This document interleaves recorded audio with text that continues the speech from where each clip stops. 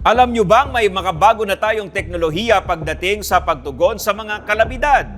Ilang lungsod at lalawigan na po ang pinagkalooban ng Department of Science and Technology ng Mobile Command and Control Vehicle o MOCOV.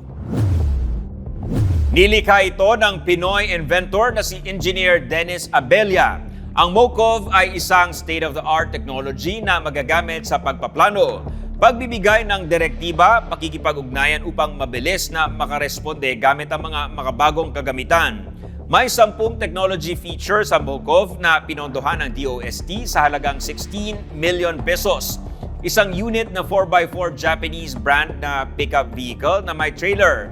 May laki itong 40 square meter na kumpleto sa mga pangunahing pangangailangan para sa mga rescuer, PDRRMO personnel. Ito rin ay magsisilbing weather station na may nakakabit na wireless monitor system.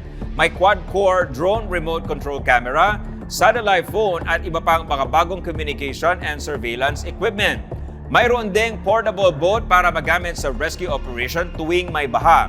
Oras na i-deploy ang MOCOV, hila-hila nito ang mga kasangkapan at makina at mailalatag ang isang rescue and medical triaging. Sa loob ng triage, may conference room at rest area, kainan at kusina, at isang control room na pawang may air conditioning system.